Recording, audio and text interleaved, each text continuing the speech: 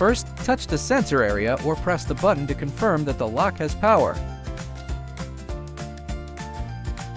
On Android phones, go to Settings, Apps, App Management, and find the OakLock app.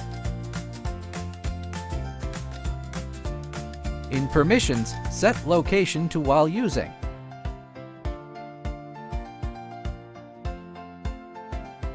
Then you can open the OakLock app. Scan the QR code attached to the lock to connect and bind it. When prompted to turn on Bluetooth in the drop-down menu. Then follow the prompts to wake up the lock by touching the sensor area to connect. Once the connection is successfully established, you can use it normally.